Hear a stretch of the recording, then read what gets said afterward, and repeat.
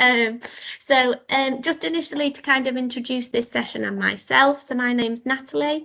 I am a MSK physio by background. I'm currently on a therapy manager secondment looking at inclusion at Airedale Hospital within allied health professionals, and was asked whether I would come and sort of share my story. I'm dyslexic, and obviously come under the umbrella of neurodiversity. And then this session kind of became mine. So I've done a sort of small presentation initially just around neurodiversity, and then I will proceed to kind of give my sort of life story background up to this point, just to kind of give a case study example to some extent. I think it's important to state that obviously no human brain is actually exactly the same, and neurodiversity kind of comes across the whole of population really. There's kind of no standard human brain in which we can all compare. There isn't actually a normal, but I think obviously for some individuals, their brain works slightly different to what perhaps may be classed as the norm. And that's where these neurodiversities kind of come in. So obviously we know the brain is very complex, and there's lots of sort of variations within that. So neurodiversity, and it's kind of recognizing that people's brains don't work the same, and that's not necessarily a disadvantage and that's not necessarily a problem, but that we therefore need to adapt the way we do things in order to make it equitable, and sort of make sure that the environment fits those individuals. So it's based on the concept that neurological variancy should be recognised, respected, just like any other human variation like race, gender, sexual orientation. The kind of, I thought this graph was quite sort of representative. So the red line essentially represents neurotypical individuals and how they find tasks, and in sort of similar areas. And then the green line represents somebody that perhaps has a neurodiversity, and kind of shows that sort of cognitive abilities and IQ can be very varied, and therefore individuals with neurodiversities can actually have a lot of qualities that are very beneficial to the workplace. It's just making sure that those inequalities are assisted, in order to make it sort of a fair playing field and get the best out of individuals. The differences obviously have a name. There's quite a lot of categories that come under the umbrella of neurodiversity, and each of the individuals is obviously very much on a spectrum. So we've got ADHD, autism, dyslexia, dyspraxia, Tourette's, and several more. And each of these have their own characteristics, but it's important to say that these actually do also overlap. So some of the characteristics from one neurodiversity group actually do reflect another. There has been some research that's put neurodiversity and neurodiverse conditions into sort of 4 categories, which are shown in the table on here. So it's important to also say that there are some acquired neurodiversity. So there are ones that you are born with, so like your dyslexia type, and then there are other ones that are can be gained in terms of mental health issues, and also those that suffer like brain injuries, and it's important to sort of remember that they come under this category as well. Respecting the differences within that. So it like we said at the beginning of this presentation, it's a normal variance within the human brain. No one is the same, and it would be a very boring world if we all were. But it's recognizing that there is a wide view, and that it shouldn't be classed as abnormal. It isn't an abnormality to be dyslexic. It's just a difference. It's just a variance within how perhaps my brain works compared to somebody else's brain. And you know, there are things that individuals struggle with, but also things that actually they can be a bit better at. So obviously we've got the Equality Act of 2010, which is not necessarily the most up-to-date or applicable statement, shall we say, and doesn't really necessarily help employment understand or adapt to individuals with neurodiversity. So obviously the impact at work for those with neurodiversities is they can have difficulties with concentration. Workplaces are often very busy, very loud, lots of stimulus. It can be very stressful. They can make mistakes. It can lead to sort of harassment, social isolation, feeling incapable of doing what they need to achieve in terms of timekeeping. However, they also come with a lot of benefits. And the list on the previous slide are all things that actually can be adapted and be resolved essentially. And then if that's achieved, you can gain an individual that has, is very compassionate, is determined, is very resilient, has very good problem solving skills, all the things that we kind of look for in an employee. But it's just that they may need some reasonable adjustments to get these best benefits out of that individual.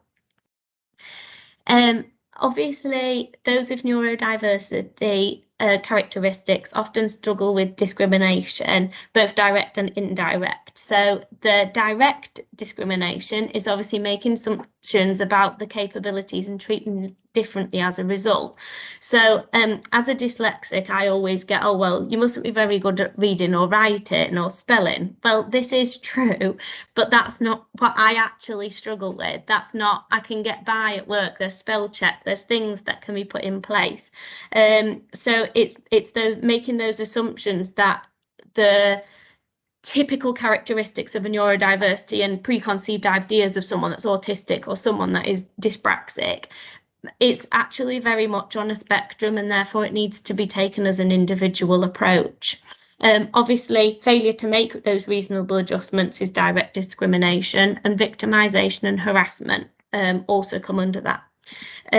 You then have indirect discrimination. Now, I really liked this little picture because it's so true.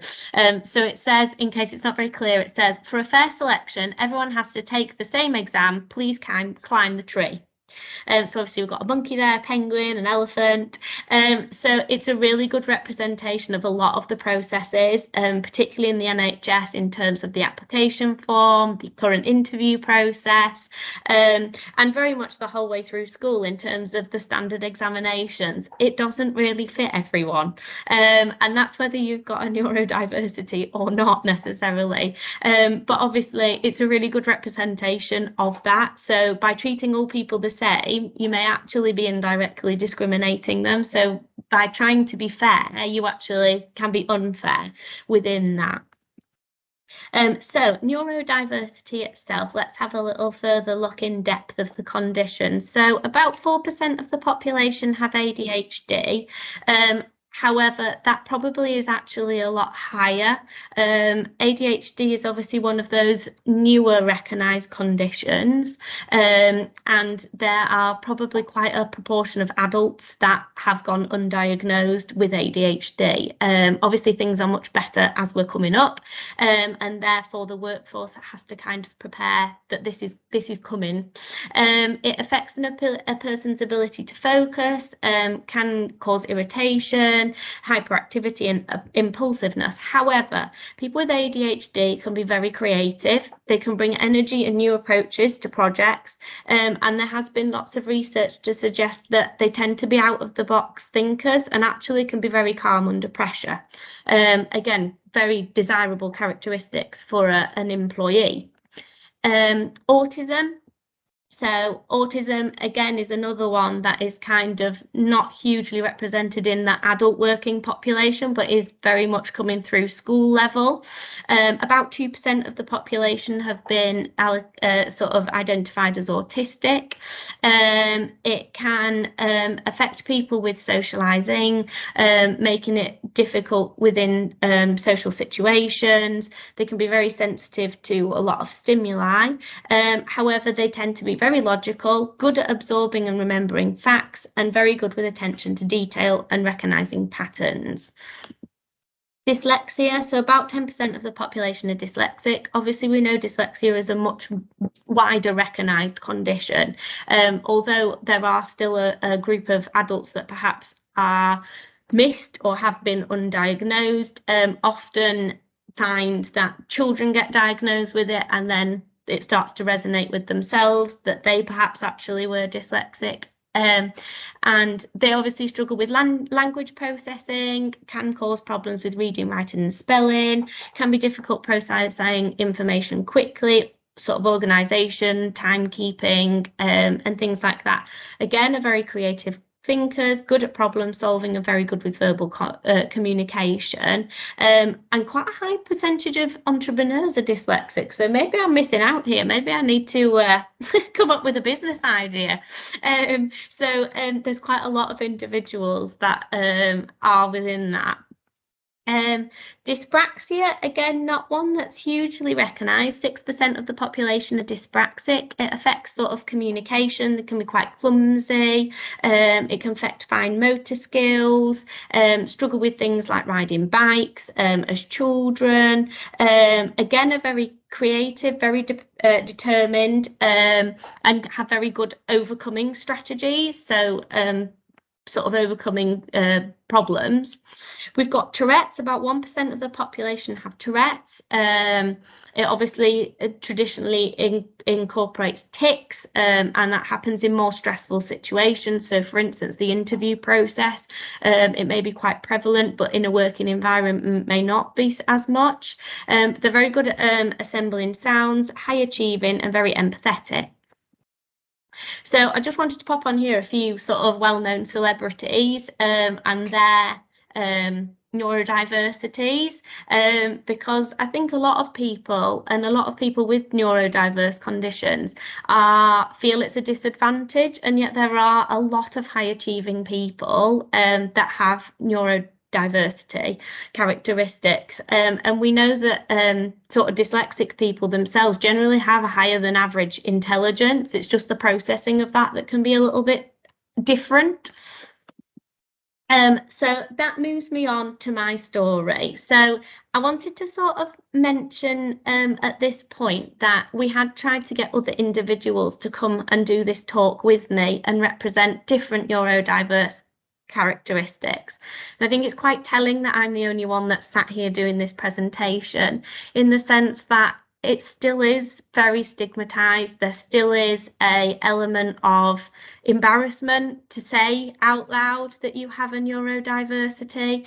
And I think that is a massive thing that needs to change. And obviously this week of sessions is really about that, about sort of representing individuals and actually saying it doesn't really matter, it doesn't disadvantage you, it's not a problem. So I'll try and not bore you with my story.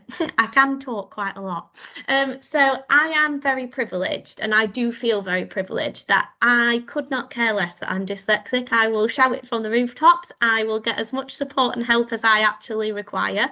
And I have always been brought up that way. I've been brought up that it's funny that I read things slightly odd and I can make a story whatever I want it to be, because I never read what it actually says on the page. So I got diagnosed in primary school. I actually ended up having to move primary school because my original primary school were in denial about the fact that I was dyslexic, and it wasn't a problem that I was reading reception books in year 3. That was absolutely fine. So I got moved to a different school, a small church school. I only had 10 people in my class, and I had some additional support at school to help me. I then attended secondary school, where you leave your little safe bubble of primary school, and was instantly put in all of the bottom sets, instantly put in all of the sort of special needs classes. That's just where I was put, whether I had achieved good SATs or not. I was just in those classes. I then obviously welcomed to the world of learning French. Excellent. And proceeded to get detention several times because I could not spell in French. Luckily, I had a very good support network, and my mum went into school and said, well, if she can't spell the months of the year in English, I'm not entirely sure how she's meant to spell them in French. To which I was swiftly moved out of that class. And as I kind of trundled my way through school, I came across some very special teachers who very much nurtured me and kind of recognised that I really shouldn't be in the bottom set. And actually, I was quite clever and I could do things, just couldn't really spell or read. I obviously hit the usual stumbling blocks of, well, if you don't know how to spell something, why don't you just look it up in the dictionary? Which is all well and good, but if you don't have a clue how to spell the word, it's really difficult to use a dictionary. Google's great now. If I was at school now, it'd be great. I'd just use Google. But I obviously hit a lot of stumbling blocks as I went. I then very much hit GCSE A levels where I was very strong-willed and wanted to do what I wanted to do. But was told by several teachers that I actually wasn't capable. I wasn't clever enough to do sport. I wasn't clever enough to do English. So I very much had the attitude of, well, that's okay. I'll prove you wrong and I'll pick those. So I ended up doing A-level English language and sport. That's what I wanted to do. It's what I really liked to do. I then managed to beat all expectations and my predicted grades were 3 A's. I was very, very sort of high achieving at that. I didn't quite get there, but I was achieving that. And I went to university to do sport just to prove my teacher that had told me I couldn't do it at GCSE and that I couldn't do it at A level wrong. At university, first time round, I very much was like, it's fine. I'm not going to say anything. I'm just going to keep quiet. I'm sure I can manage. I don't need any of this support. And managed to come out with a 2-1. Probably could have got a first if I'd taken the support, but I didn't.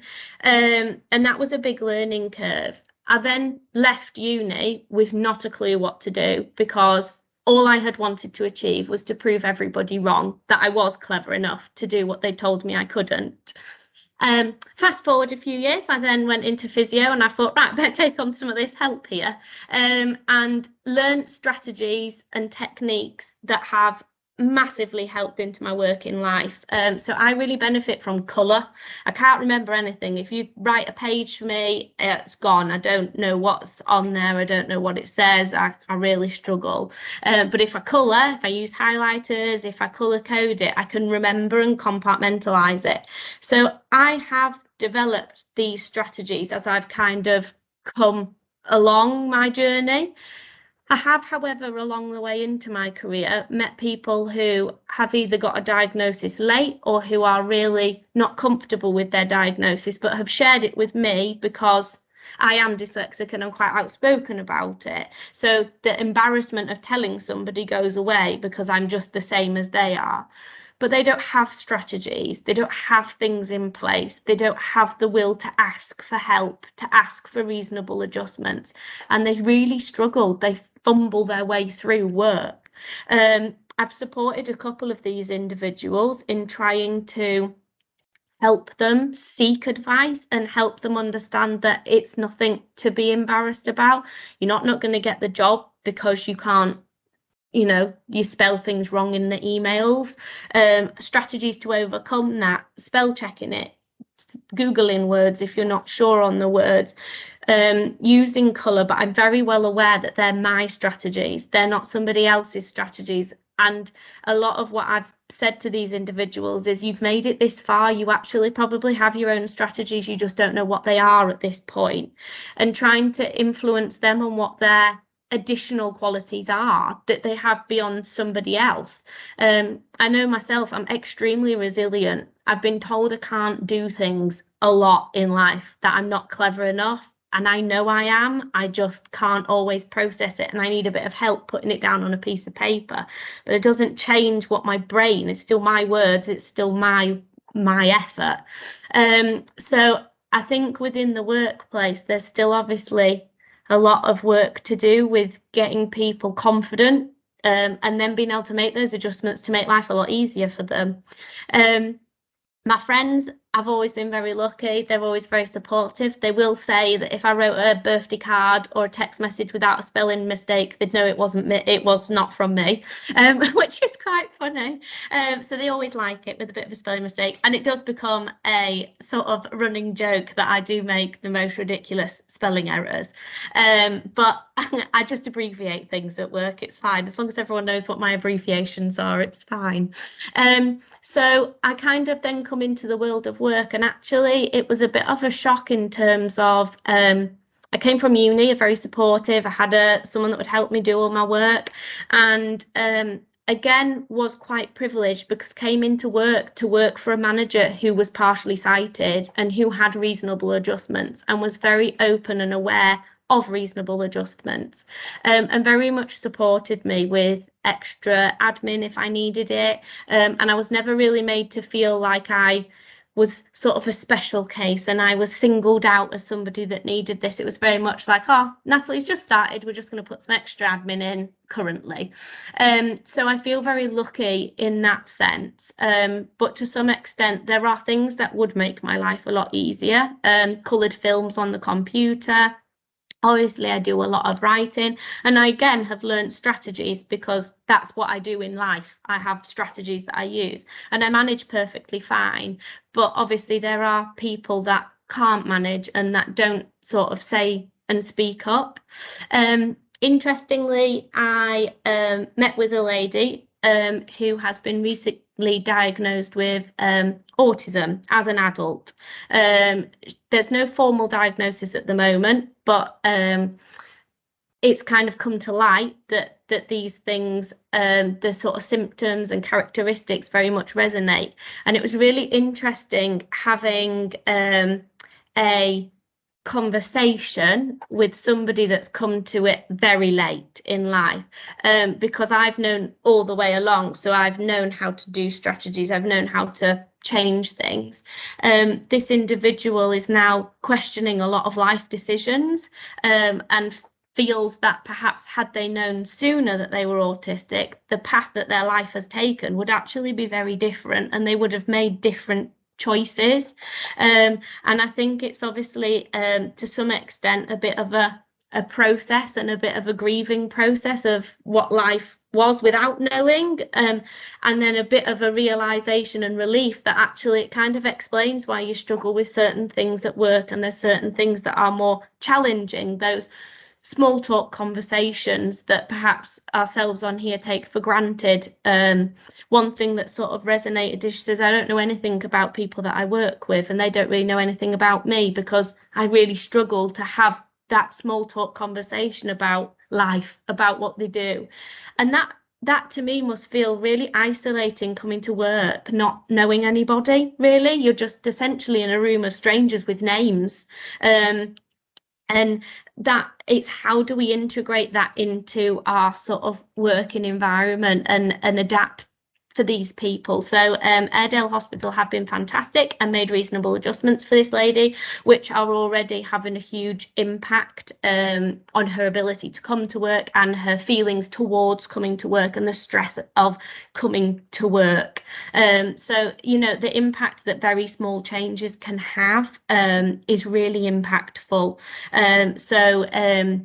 She was explaining that driving to work in the snow is something that is just petrifying. It causes anxiety, almost makes not want to come to work. So Airedale have put on the fact that they will get taxis, so that eliminates that issue. And it's literally made a huge difference to her sort of experience. So it's not difficult to make changes, but the first step is getting people to kind of say something. So that's kind of a whistle-stop tour of my life, me as a dyslexic person at work. And like I said on the opening, I do feel very privileged. I'm not embarrassed to speak, obviously, in front of a room of people and sort of express that. And I'm very happy if anyone wants to email and ask me questions. That's absolutely fine. It's not something that I'm ashamed of, and actually it benefits me massively. There's lots of things that I know I can do that other people find difficult, and I think very differently, which opens up opportunities. It's just sometimes the world of the NHS work, and things like the interview process, stumble me, and I struggled at that point because it just doesn't work for me. So we go back to the picture of all the animals being asked to climb the tree. I can't climb that tree because the interview process doesn't work like that for me. I can't quickly recall information or logically recall it. It's in there and I can tell you, and if you gave me time I could, but it doesn't happen quickly. And sat next to somebody else who interviews who can read it off, they obviously look like they know more than I do and can do it more logically than I can do it. But it's just that's just not how my brain works. It's not that I don't know what I'm doing. I just can't process in that way, essentially. So that's a little bit about my story. So just to kind of summarise, I realise I've had a very quick whistle-stop tour of this. I've managed to whiz through in half an hour. But just to kind of summarise that the concept of neurodiversity is sort of the acceptance that all humans are different and everyone has different abilities and different requirements and adjustments.